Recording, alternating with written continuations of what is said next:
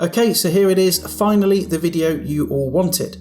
Apologies, it's been like 3 months since I said I was going to do this, but you know me, I procrastinate, but I also needed some new equipment.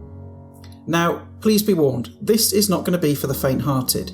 If you would rather just watch me cook and fool around, then I completely understand, as this video is not going to be for everyone. With that being said, if you do stick with it, then by the end of this video, you're going to know more things about me that will shock, surprise, and maybe upset you. Okay, so don't say I didn't warn you. Now, just to be clear, this is me telling you about my life, the things I dealt with growing up, and some of the troubles I encountered. However, to protect the identity of the people involved, I've had to change their names. I should also state that I do not condone or encourage any personal attacks against anyone involved in this video. This is just me telling you some of my life story. That is all. Okay, enough of the pleasantries and the legal guff, let's get into it. And well, I guess the first place we should start is right at the beginning.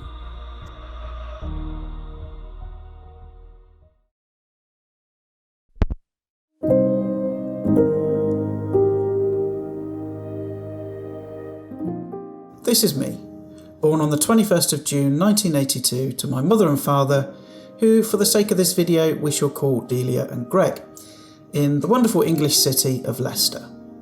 Weighing in at just £6 and arriving on this earth at 6:30 AM, I entered the world not having a single clue what my life had planned for me. Ebony and Ivory was top of the charts, E.T. was the #1 movie, Margaret Thatcher was in power, the Falklands War had just ended, and Prince William was born on the same day as me. Little did I know then that my future would be full of abuse, violence, neglect, and many things that no adult should see, let alone a child.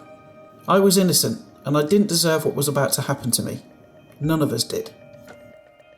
Now, siblings-wise, I have 4 sisters and 1 brother. 2 of my sisters are from my father and a different mother, and my other 2 sisters and brother are from the same mother, but all different fathers. Yeah, it's complicated. Delia wasn't exactly the faithful sort, but neither were all the men that she kept company with. There was a lot of promiscuity mixed with violence and alcoholism. Many of her relationships were toxic and volatile, and that's coming from both sides. But I don't think I will ever know the full story behind all of her relationships, because I was just too young to comprehend those sorts of things. One story I can tell you is how my brother came to be. You see, my father had a best friend, and for the sake of this video, we shall call him Steve. Steve and my father spent a lot of time together in their 20s. They enjoyed a healthy social life, would hang out, they would sample the rough ales being served in some rather dubious pubs across Leicester, but they were both grafters. They worked hard trying to make ends meet, with my father now trying to provide for his newly born son, me. My dad was a delivery driver back then, and the story goes he was driving through the village when the local butcher waved him down. My father wound down his window and the butcher asked, I was just wondering when Delia is going to settle up her account. My dad, looking confused, asked him what the hell he was on about. Turns out my mother had been having prime cuts of steaks, roasting joints and goodness knows what else on an account and never paid it off. My dad staring, looking red-faced and confused, because A, Delia at the time worked in a chippy and no way could they afford all this meat, and B, my dad had been eating scrag end, rissoles and beans on toast. So where was all this meat going? Well, I think you can guess. My mother was having an affair with my dad's best friend, taking all this meat to cook for him, and without going into finer details, that's how my brother was conceived. So fast forward a touch, and by this time there was me, my older sister, and our little newborn brother. All 3 of us with different fathers, and all of us eventually split from each other. I went to live with my dad, my brother went to live with his, and my sister went to live with our grandparents. My mother moved down to Bournemouth on her own, so here I stayed with my dad and stepmother in a small little house in Leicester Forest East. I lived with them until about the age of 6 or 7. I can't lie, life was very difficult for me. I had problems at school, I didn't get on with my stepmother, and I ran away from home on a few occasions. My 7-year-old brain just didn't know what to make of all this chaos. I used to randomly burst into tears for no apparent reason, and my poor old dad just didn't know what to do. It turned out that I missed my mother, and I wanted to go back to her. Nothing that my father had done wrong, but I guess at that age you just want your mum, not realising the horrors that your dad had taken you away from. And so this led me down my next path, one that my father had to make. To allow me to go back to my mother must have been the most difficult decision he'd ever had to make. The school that I attended before I came to Leicester actually wrote to my father after finding out I was coming back to Bournemouth. You can see from the letter that things must have been pretty bad for a school to get involved like that. I didn't realise it then, but moving down to Bournemouth was the start of the worst chapter in my life, where most of the trouble began. So sit back, hold on to your hats, because this is going to be one hell of a story.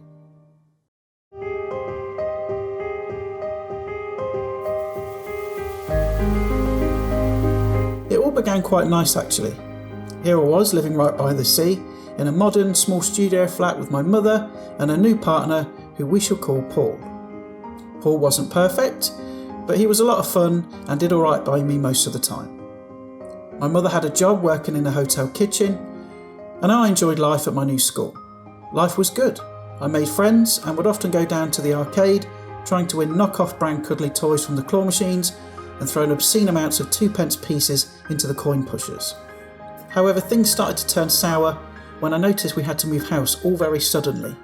It turned out the place was being repossessed because Mother decided not to pay the mortgage. And so with nowhere to go, we ended up staying in a single room in a B&B just a few doors down. At this point as well, my older sister came to live with us because my grandparents, for whatever reason, could no longer have her. So here we all were, in a single room, the four of us. It was cramped, but not so bad I guess. We eventually moved into a proper house, or more accurately, a maisonette. I was always puzzled by this place because you had to go downstairs to get to the kitchen and living area, and you went upstairs again to the bedrooms. And right at the very top above the bedrooms was a small annex flat. And little did I know then how much impact that flat and the garbage human being that lived there would have on my life.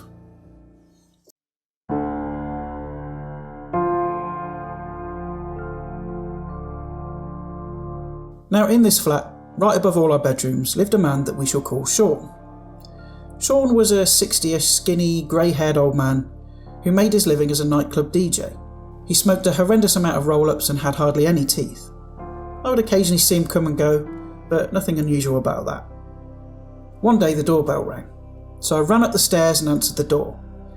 There stood a young lad, probably about the same age as me, with blonde hair and blue eyes, and he just said he was here to see Sean. So, thinking nothing of it, I let him in, he went upstairs to his flat, and that was the last I ever saw of him. I continued going about my life, arguing with my sister, teasing her about Take That splitting up, and just basically squabbling like most siblings do. And everything appeared vaguely normal. One day though, I saw this guy Sean drinking with my mum in the kitchen. I remember it because it was the same brand of cheap nasty cider I saw all too often throughout my life. He had obviously befriended her, and he seemed nice enough, so I wasn't too bothered. Because at that age I was more concerned about recording the music chart off the stereo, buying gobstoppers from Woolworths and teasing my sister than to be concerned about strange men in the house, because that was my normality anyway. Then things started to change. He would often buy me things, take me out for McDonald's, we'd go sea fishing. My mother didn't see anything wrong with this, and me being 12 or 13 at this point, had no idea this was weird at all. One day he said something to me that haunted me for years after, and it chilled me to the bone whenever I thought about it. But at the time, I just went with it. He said to me, "Adam, you are welcome here any time. But if you knock and I don't answer, please don't come in and just walk away." And the reason for that became quickly apparent.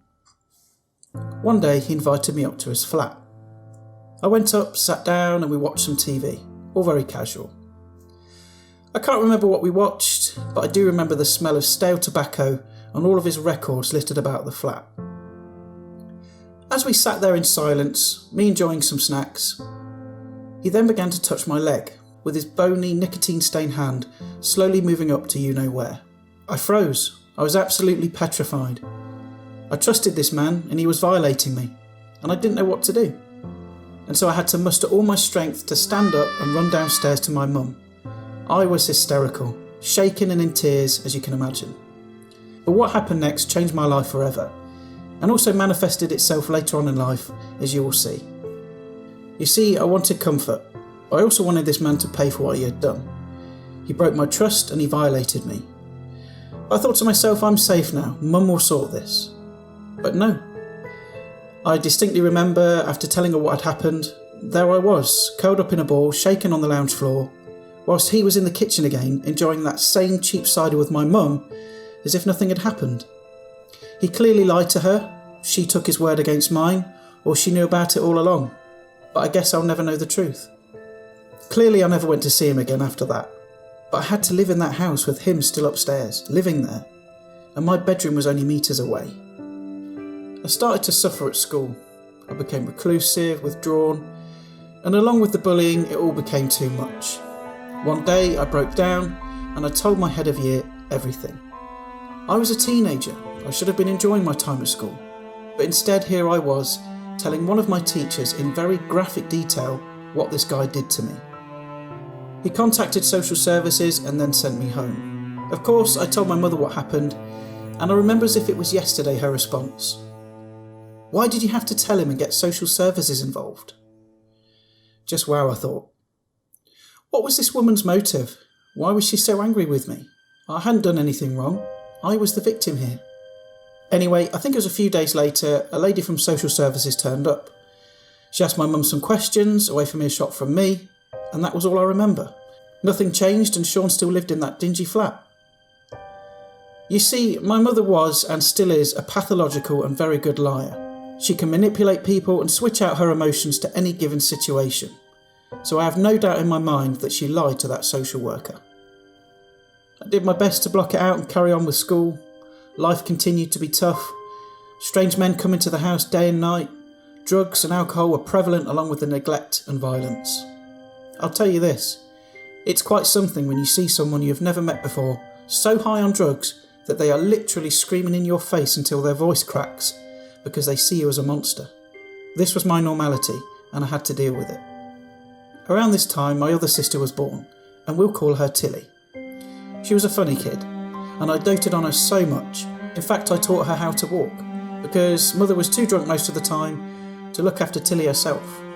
Around this time as well, my older sister was 16, and she'd moved out to her own place, tired of all the nonsense. Now, the relationship with my mother and Paul eventually broke down, because she was having an affair with someone else, who we shall call Alan. So we had to move out again, but we did a lot of moving for various reasons, mainly because of not paying rent or eviction because of loud parties. And so I resigned myself to never living in a happy, stable home. Alan was a scumbag, plain and simple. He was a drunk and a benefit cheat, much like my mother and her associates. He had affluent, well-to-do parents that afforded him every opportunity that I would have killed for, and he did nothing with it. And that's what angered me the most. He was violent towards me and my mother.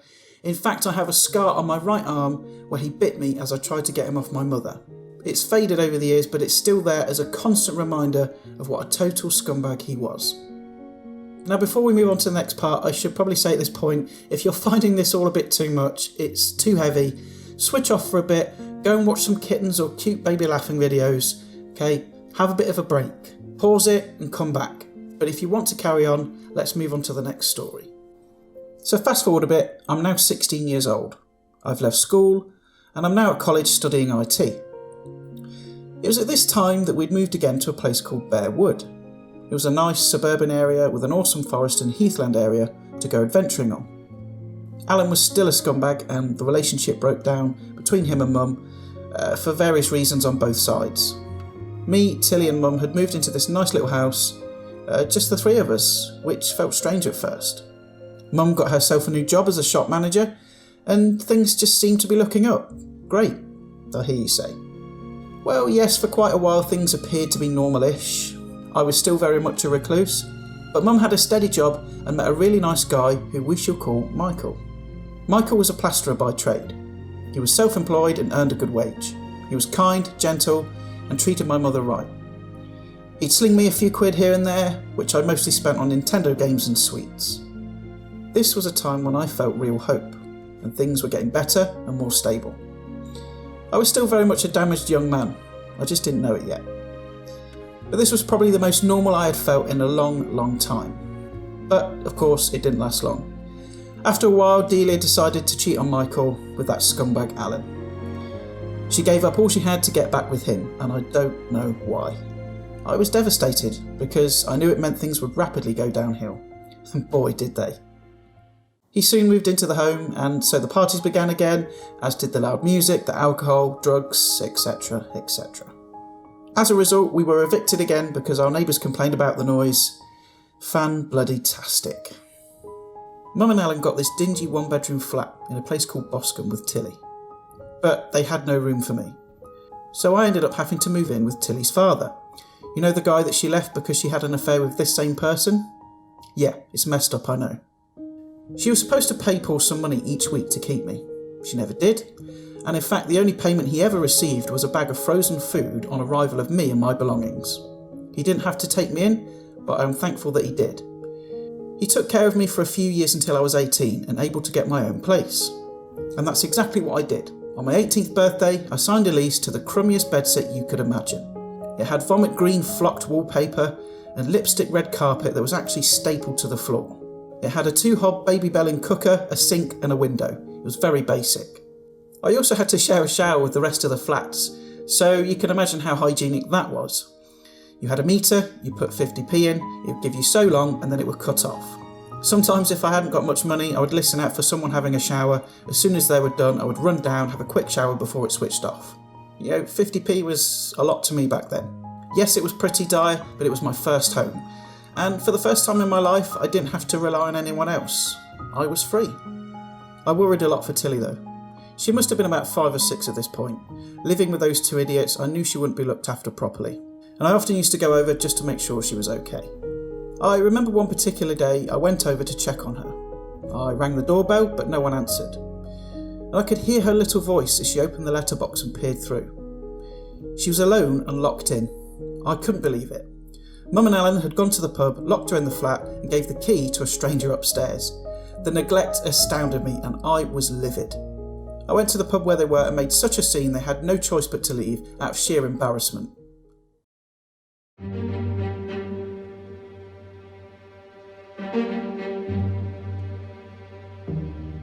So fast forward a few months. Nothing's really happened. I'm still on job seekers, trying to find myself a job. But remember I told you my mum had a job as a shop manager? Well, she still had this job, but it wasn't going to be for much longer. I didn't know this at the time, but her and Alan came up with this plan to steal a vast amount of money from where she worked. I couldn't tell you how or what the plan was exactly. All I know is that she stole £12,000 of takings from the safe after the store had closed. She had suddenly come into all this money. Me being quite naive, I believed the story she told me about cashing in her pension. It wasn't until later on when the police started making inquiries that I discovered what she'd actually done. She took Tilly along with herself and Alan and left the country. I believe they ended up in a caravan in northern France somewhere. Paul, Tilly's dad, was absolutely beside himself, not knowing where his little girl was. And I was worried because where the hell was my sister? I think they were gone for over a year before the money eventually dried up and they were forced to come back to the UK in hiding. That didn't last long though because they were soon rumbled by my older sister and were subsequently arrested. By some ridiculous miracle, she escaped prison with a suspended sentence and was ordered to pay back a portion of the money. To this day, I still don't know how she got off so lightly, and I have serious doubts as to whether she paid back much, if any of that money at all. This is the point in my life that I made the conscious decision that this woman was no longer my mother. After everything, she had gone too far this time. I wanted nothing else to do with her, and I never wanted to see her again.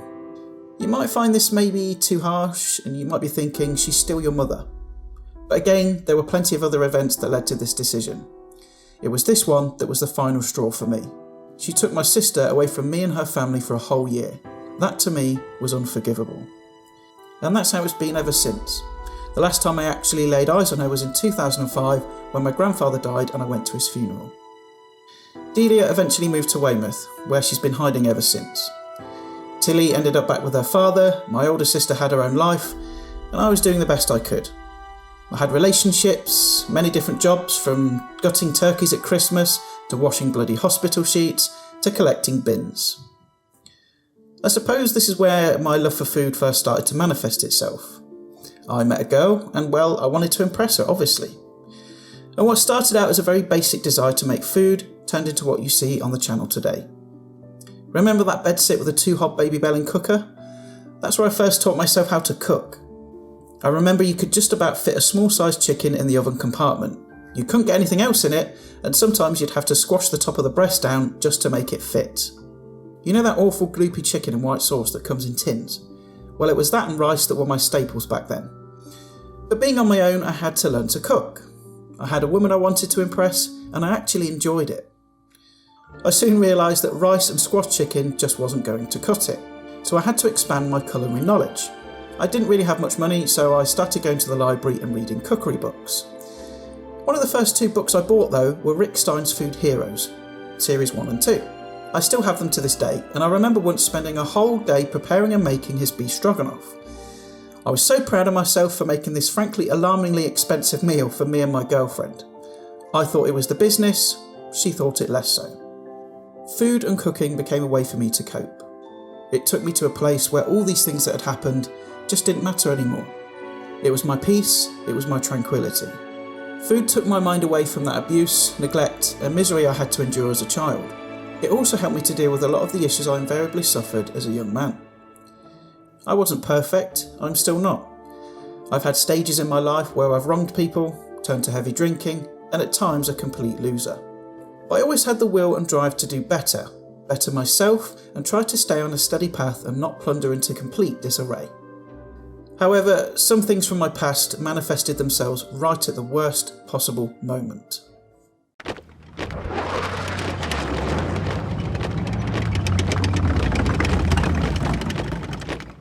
Now, fast forward to 2006. I ended up moving back to Leicester after a so-called friend stabbed me in the back. This friend tried to kill himself. I saved his life and got him to hospital just in the nick of time. I ended up moving in with him to watch over and make sure he wouldn't do anything like that again. He got better, he met a girl, but then decided not to pay the rent on the house and just move out whilst I was at work. And this left me right in the lurch.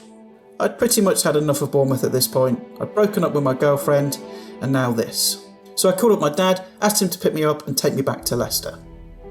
So here I was, new life, new beginnings. I moved in with my dad and my other sister, who we shall call Emily. I worked in retail for a few years before I made the decision to join the army in 2009. I wanted to make my dad proud, but I also wanted to follow my grandfather's footsteps and serve my country. So I signed up, passed my selection at Lichfield, and off I went to basic training at Bassingbourn Barracks to join the 9th and 12th Royal Lancers. It was exciting, I was happy and enjoying my training when bang, it hit me like a bat to the face. One afternoon there I was in my block when it struck. Remember Sean and the abuse I suffered? Well, I had a very sharp awakening that I'd never ever dealt with it. I'd buried it deep down, only for it to manifest itself right now, bubbling to the surface before erupting like a volcano, right at the worst possible time in my life. Here I was, standing in my room, shaking, crying and screaming like some possessed soldier. I was a total mess. After hours of talking to my sergeant and the padre, it was clear I had to be medically discharged as I could not continue with my training in this state. It was also not fair on the other soldiers. They had a lot of training to get through, and I'm sure they didn't want to hear my problems. So the long train journey back on my own from Bassingbourn to Leicester was a hard reflective one, and not something I wish to repeat. As I sat there with my sandwich, staring blankly out of the window, watching the tree line whiz by in a blur, I wanted my dad, like a toddler that had grazed its knee. I wanted him to look after me. This was another failure in my life that took me years to get over. The good thing to come out of that situation was that I realised I needed help. And with some counselling and the support from my family, I came through it. I dealt with it and finally put that part of my life to rest. It was done.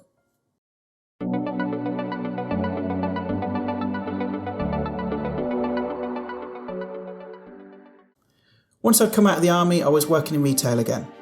I'd had a few failed relationships, but I had no focus. I was just coasting along through life, bored and with no real ambition. I needed something else.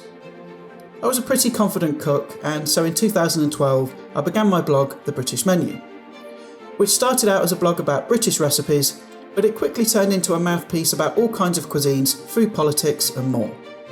I never really found much success with it though. I used to get a lot of freebies and invites to restaurants and such, but it never really took off. I felt like I was alone most of the time, and I eventually gave up on it. I hung on for a good few years in the hope that I would become the next David Lebovitz or Smitten Kitchen. But alas, blogging was not my calling. I kind of bummed around for the next couple of years, disheartened about my failings as a food blogger. You see, I'm quite a self-deprecating individual. I always think that I'm just not good at anything. It's a horrible mental affliction that I've never been able to shake. That being said, I plucked up the courage, bought a camera and gave this YouTube malarkey a go. And the rest, as they say, is history. Since I started this channel, you guys have inspired me to make better content. And I hope I haven't disappointed you. The awesome comments and love you guys have shown me over the years has been incredible. And what started out as me acting cringe in front of a camera in the hope of showing a few people how to cook has turned into quite the little community. I don't know where this journey will take me or where I'll end up. I'm just glad you guys are coming along for the ride. Thank you for sticking through this. I hope it wasn't too long and you found some of the things I've talked about interesting and maybe relatable. I also don't want you guys to feel sorry for me in any way. I'm more than okay now.